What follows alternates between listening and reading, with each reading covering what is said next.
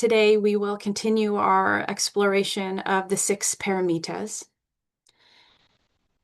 And just a brief kind of recap and orientation. We began this journey by reflecting on the word paramita itself, and the translation that we are working with is gone to the other shore. So we aren't approaching these paramitas as perfections, although that is the most common translation, but instead as liberating qualities that help carry us towards the other shore, which in Buddhist teachings represents, greater freedom and compassion and presence and awakening. And the good news is these six qualities are already seated within every one of us. So rather than trying to construct or manufacture anything, our practice is to cultivate the conditions that allow those seeds to grow. And then last time, we've talked about this quite a bit. We took a deep dive into that first paramita, which is Dāna, or generosity, and explored generosity not only as material giving, but as the generosity of resources like attention, care, time, space, compassion. And nature invited us to reflect on Dāna as a stream, in that when it is fed and allowed to move, it nourishes the whole landscape. But the truth is that the flow of generosity can often come up against some common barriers as well, like extending or withholding, which can cause that flow to kind of dry up or maybe flood and end up leading to harm instead of nourishing. So already in our exploration of generosity, we began to sense something really important, which is that the flow of generosity also needs discernment and some relationship to truth and capacity and impact so that what we offer can genuinely serve. And this all leads us very naturally to the second paramita, which is Sīla. Sīla is often translated as ethics or morality and sometimes virtue. And here again, I want to take a little pause on those words because depending on our histories, some of them might come with some baggage. For some of us, ethics or morality can sound like a set of rules that we need to measure ourselves against in order to be seen as, good or worthy, or ultimately in some way deserving of love and belonging. But to me, that is definitely not the spirit of this teaching as I understand it. In our opening session, I introduced Sīla as wholeness. So not as rule following, but as integrity and living in a way that doesn't create harm or division in ourselves or our relationships or in our wider world. So that's the framing I'm going to invite us to consider here. And one thing I want to say clearly from the start, this isn't about becoming a person who never causes harm, okay? I don't think that's possible realistically, because to be real about it, we're human beings. We're living in a complex world. Every one of us is shaped by conditioning that we didn't choose. We are participating in systems we didn't create, and inevitably carrying our own wounds and fears, blind spots, survival strategies. And even if we put all of that aside, the fact is just being embodied and alive comes with a certain degree of impact, right?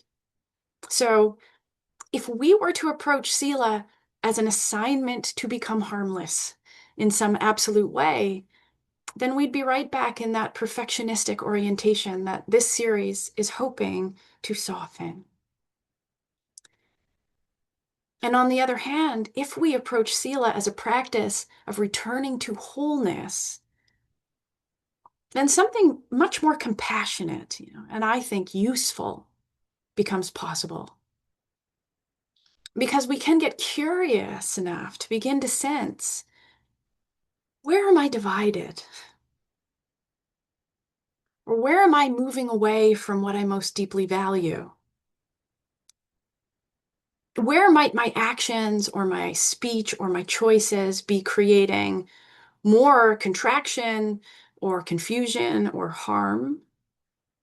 And what would help restore integrity and wholeness here? So, this is how I'm going to invite us to hold Sīla, not as an impossible standard, like a moral standard we're going to be measuring ourselves against, but as a compassionate practice of coming back into alignment.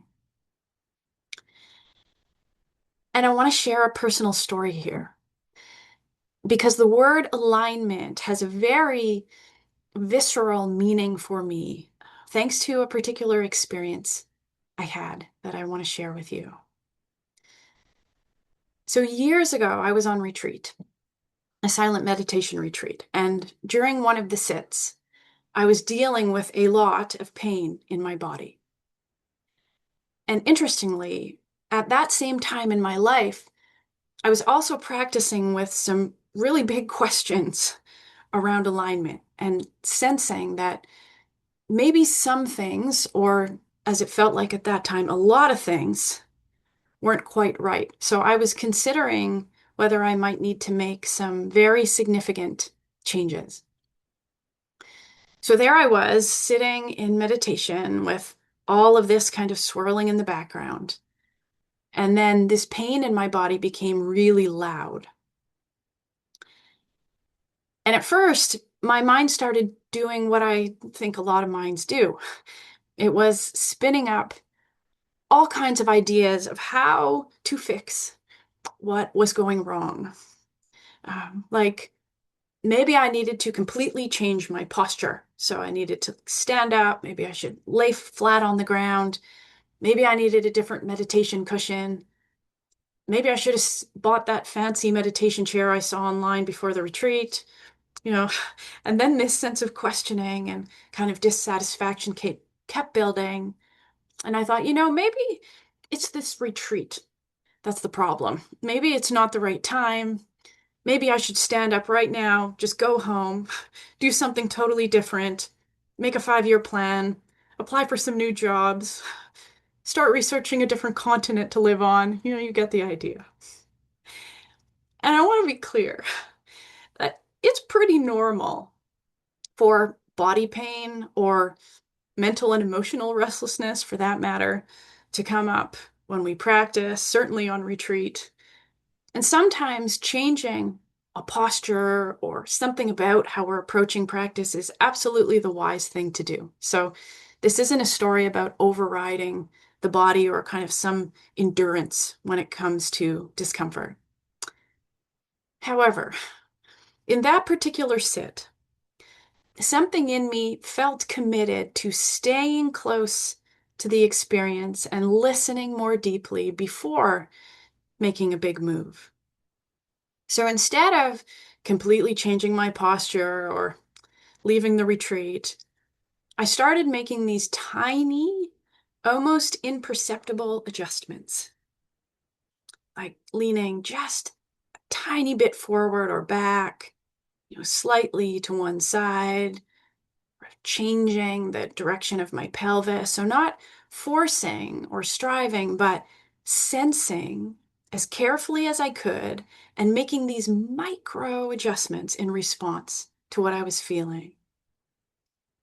And then suddenly, something shifted in a way that would have been so subtle from the outside. You would never even have seen that anything had moved in me, but my posture came into alignment and the pain disappeared. And it sounds like a really simple moment as I'm sharing it with you right now, but it landed in me deeply and it felt like a huge insight. Because I could see how often life is like that. we feel the pain of misalignment, right? And especially if we've been living with it for a while, that pain can become big and loud. And we might start to believe that the solution has also got to be big and loud. So maybe we need to change or leave everything. We got to reinvent everything, start all over. And sometimes, yeah, of course, big changes are necessary.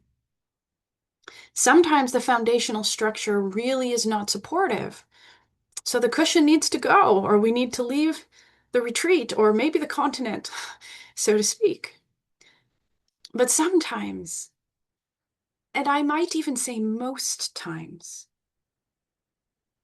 when we stay close enough to sense and really tune in to what's happening, the adjustment that restores alignment is much smaller than we might have imagined. Like a clearer boundary. Or maybe it's a shift in pace. Or a change in how we're relating to something, rather than totally rejecting whatever the thing is.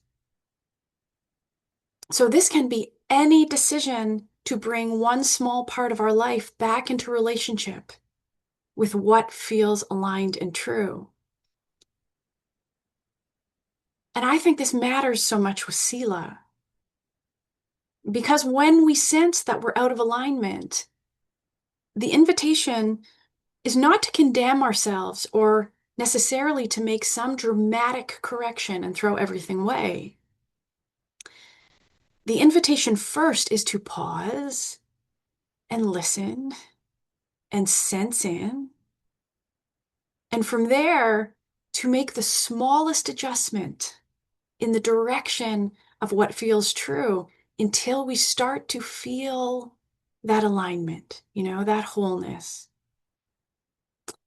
And as we do, we can begin to see and feel how amazing it is that these small movements in the direction of integrity can relieve a great deal of suffering. The pain can be loud.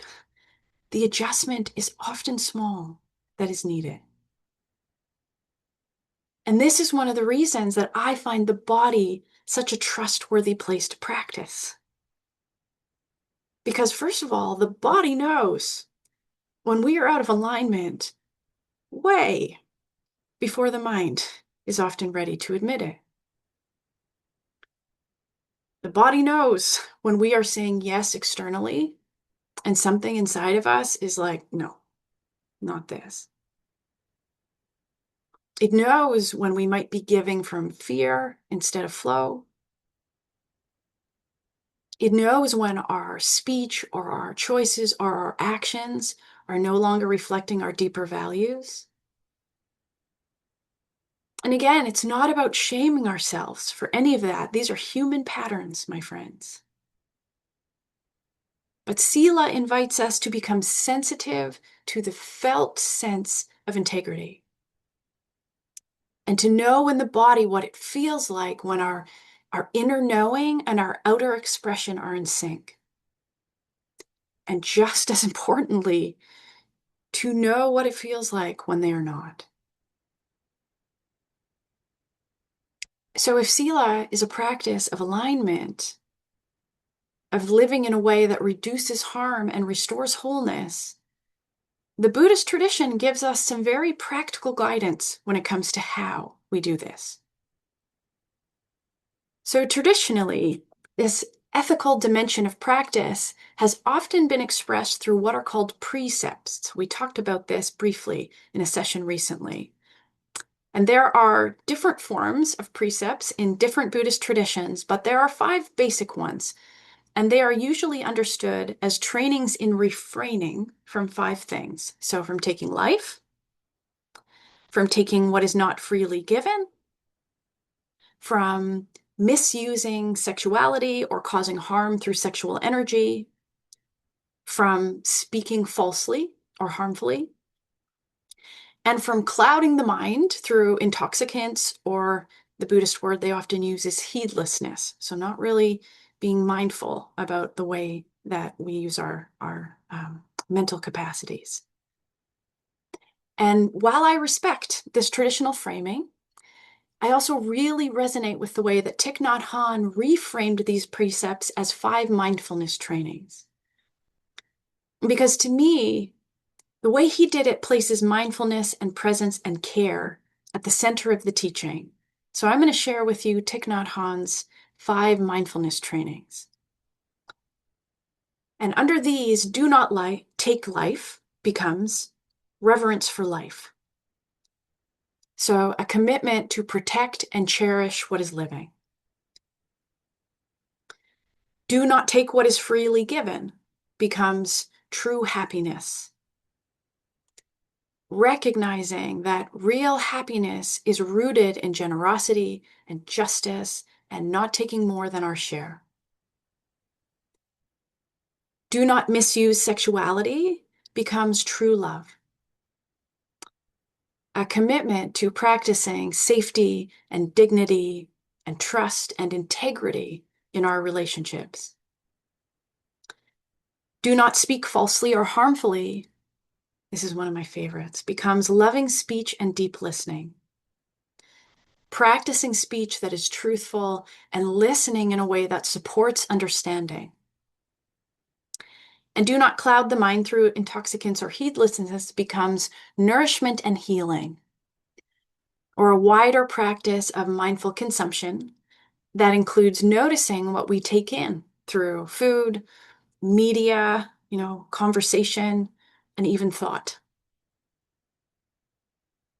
So what I love about these 5 mindfulness trainings is instead of hearing only, here are the things you must not do, we can receive these trainings as invitations into a more awake and compassionate relationship with life.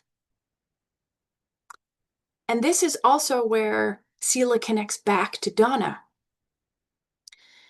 In one Buddhist teaching, the precepts are described as great gifts because when we refrain from causing harm, we offer other beings freedom from fear or danger or oppression.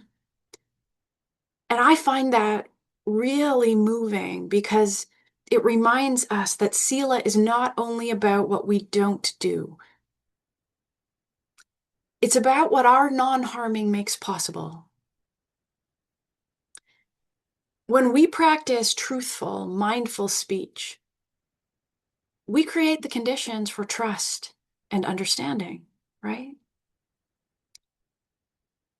When we practice actions guided by care and compassion rather than reactivity, we offer the gift of safety, and that's a big gift to offer. When we practice mindful consumption or wise use of power or sexual responsibility, devotion to truth, like we create a field where the beings around us can soften and not have to be so defended.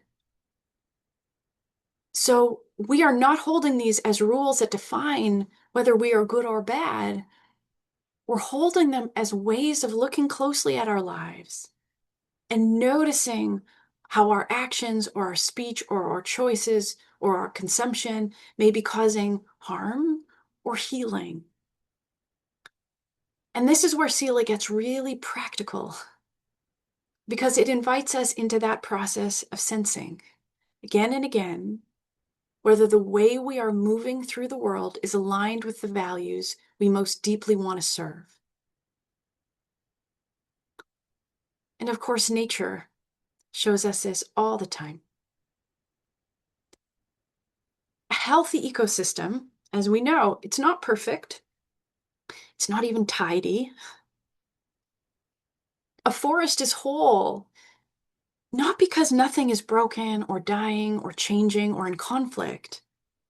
It's whole because everything exists in relationship. So as we've talked about before, a fallen tree becomes food and shelter for fungi, insects, moss, birds, etc., countless unseen beings. Fungi and microbes help return what's decaying to the soil. That soil holds roots and seeds and water these vast webs of mycelium. Those roots support trees that steady the ground and enrich the air and slow the movement of water and eventually offer themselves back to the earth. So nothing is isolated and everything belongs in this web of care and also consequence, right? This interconnection. And in that same way, Sīla invites us to live as though we remember that we are part of a living ecosystem. And I'm not speaking metaphorically here, literally. Our nervous systems affect other nervous systems. Our choices affect other beings. Our speech can either deepen separation or create that possibility of trust and connection. Just like our actions either contribute to harm or help restore the conditions for healing. And this is where Sīla meets the heart of that bodhisattva path we've been talking about. Because once we really understand, not intellectually, in an embodied way, that we are part of this living web, we see that ethical conduct is not about our own peace of mind, our own spiritual development, of making some kind of grade. It is about how practice takes shape in relationship. And on the Bodhisattva path, Sīla is the practice of becoming more trustworthy in the world, more awake to impact, more willing to pause before we act, maybe out of fear or reactivity, or to repair when some of that inevitable harm has happened. And we do all this not perfectly, but sincerely and responsively in a moment-to-moment way when we remember, when we come back, when we have that moment that came up in some of our sharing of like, oh yeah, I have tools for this. So as we begin to gather the threads of this teaching, we might understand Sīla as the practice of living undivided. First, by noticing the ways we do divide from our bodies, our values, one another, our earth. And then in response, become intentional about the practice of wholeness. And that practice of wholeness is nourished by everything we practice here: presence, the willingness to be honest about what's here, embodied listening, and that wisdom to make small adjustments in the direction of alignment. So as we turn towards our practice now, the invitation today is not to audit ourselves or to search from where we're not making the grade, but to ask, where in my life might I already feel whole? Or where do I feel divided, if I'm really honest about it? And where might even one small, true adjustment restore a little more alignment and integrity? So that's where we're headed in our practice today. Okay? Let's practice, my friends.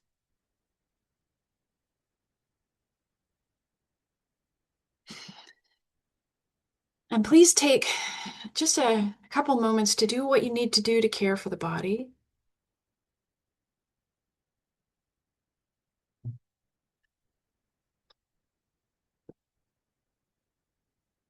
And then choosing a posture that supports you in feeling awake, but also at ease.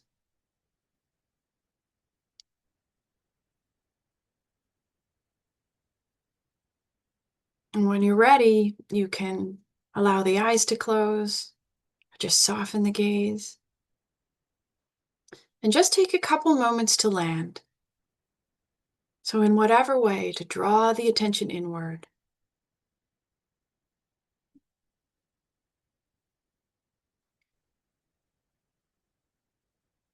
letting that tide of the breath breathe you.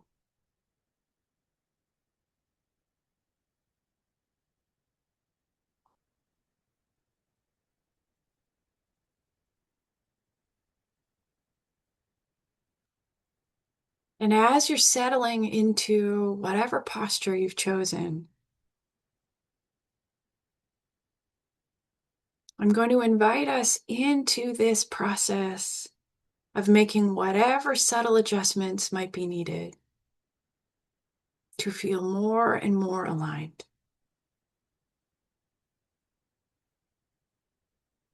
So maybe a very slight shift forward or back or side to side.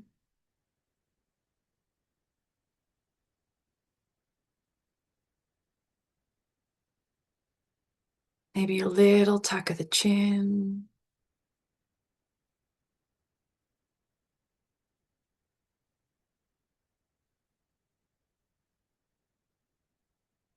Softening in the shoulders or the face.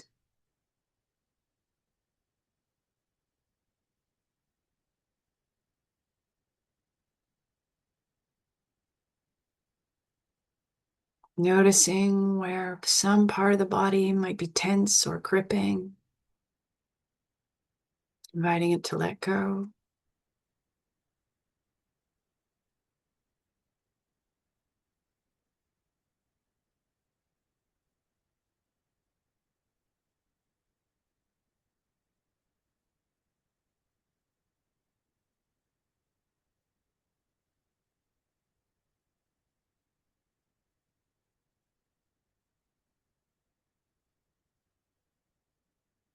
And noticing if there might be, as you make these very small adjustments, the body speaking to you.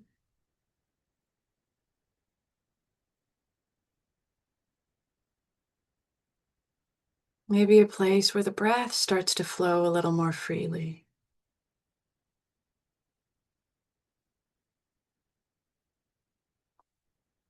Or where some part that had been subtly working or compensating softens.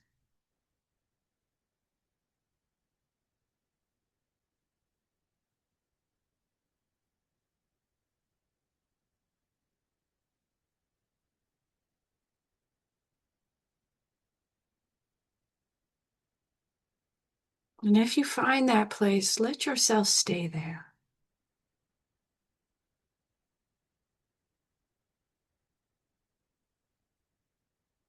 Becoming familiar with the felt sense of alignment.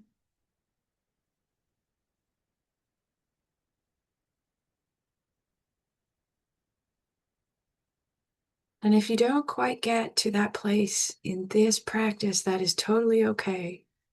It is an ongoing unfolding moment to moment.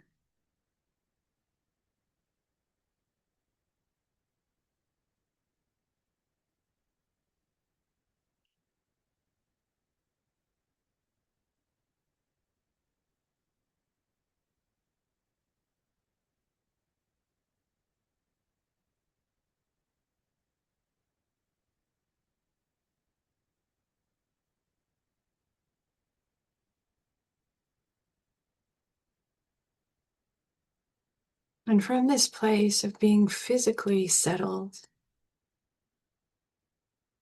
I'm going to invite you to expand the awareness, not leaving the body, so staying rooted right here, but widening the awareness to sense the broader landscape of your life.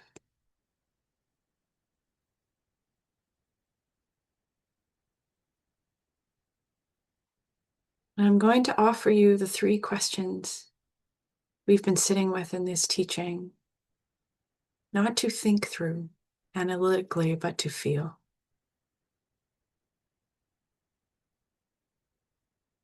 And the first is, where do I feel whole?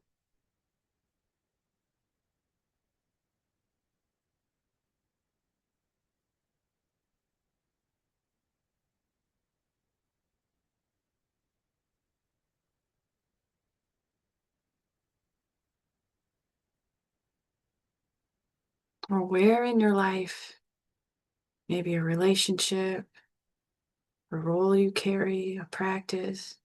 Where do you feel most like your undivided self?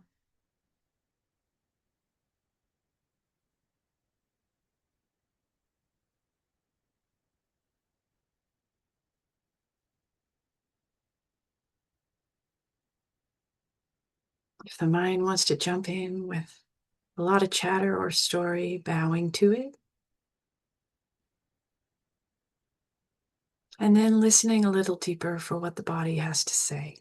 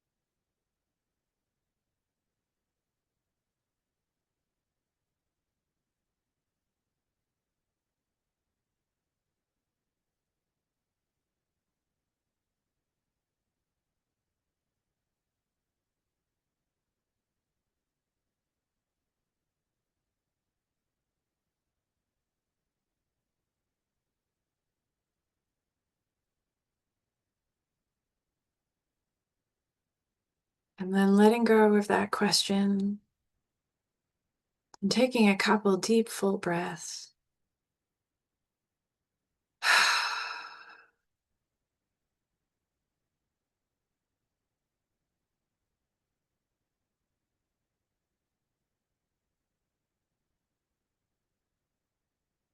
And I'll offer the second question. Where do I feel divided?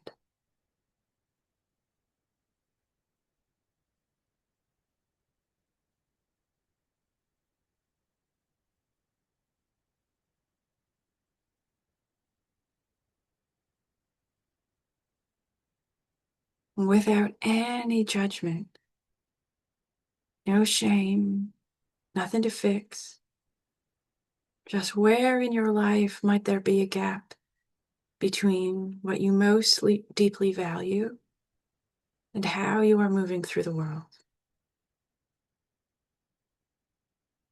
And just making room for it to be seen and known. That's it.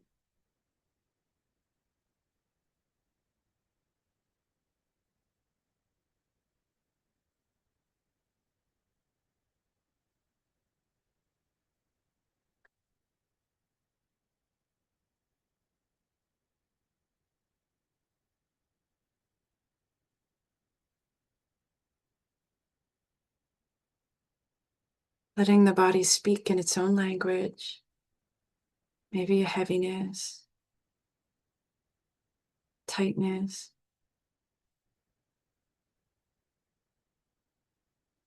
and meeting whatever arises with tenderness and compassion and care.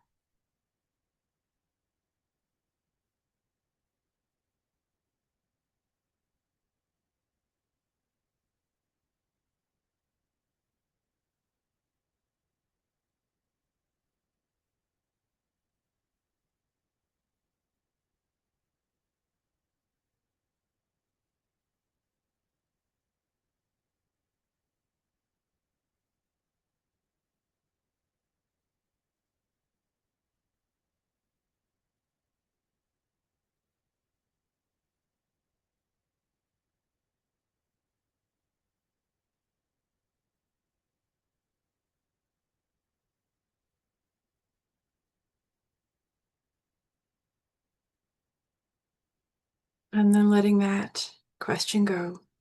Couple more deep, full breaths. Beginning fresh. And our last question. Where might one small, true adjustment restore more alignment in your life?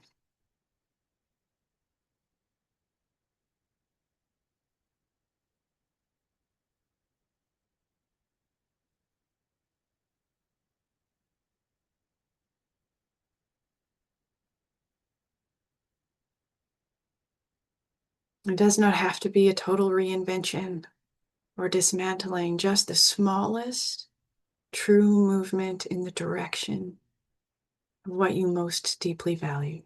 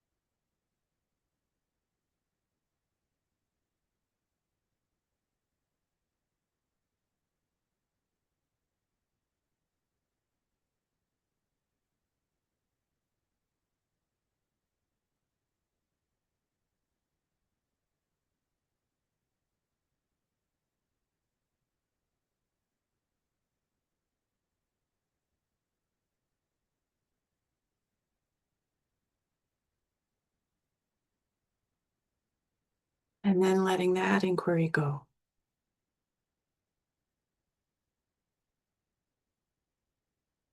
And I'll invite you now to just sense yourself as part of something larger.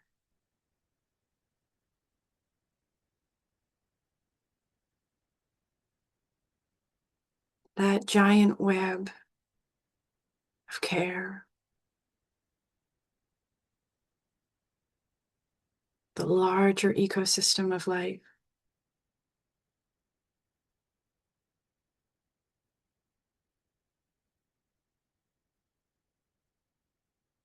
Your nervous system in relationship with other nervous systems.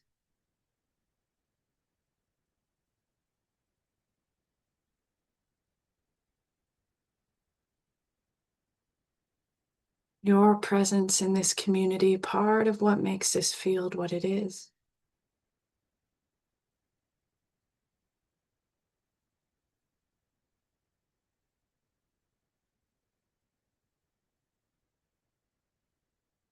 And sensing Sīla as simply the practice of remembering that, of being part of this larger web and living as though that is true, because it is.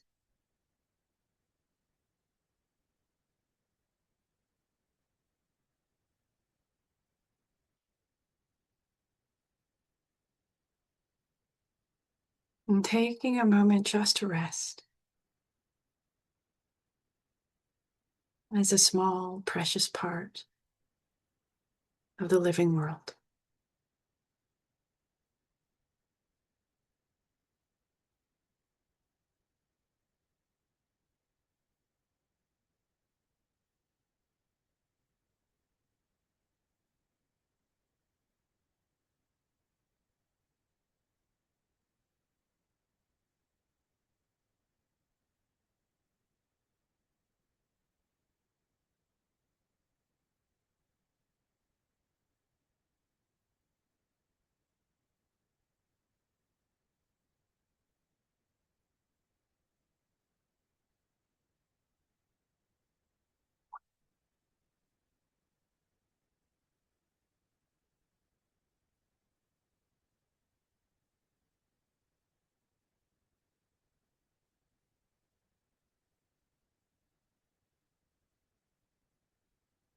We'll close with a poem by Louise Gallagher called Softening into Wholeness. Let me move as softly as a falling leaf, the song of life singing my heart and soul awake, my senses enraptured by the wild and glorious beauty of this one divinely orchestrated planet traveling through space. Let me dance as wild as a leaf, spinning with the wind in sacred communion, with all my senses captivated within the fullness of life, moving through me as I move with all of it, and soften without thought into wholeness.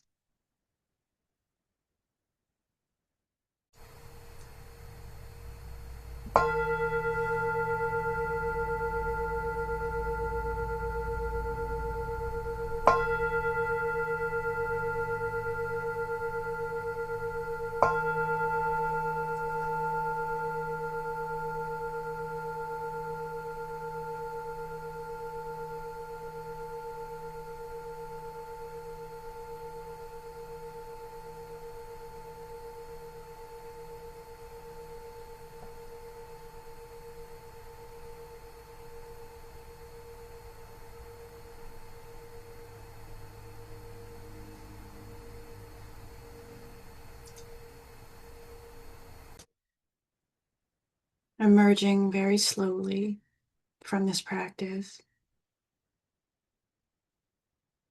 You might invite a little movement into the body, a few deeper breaths.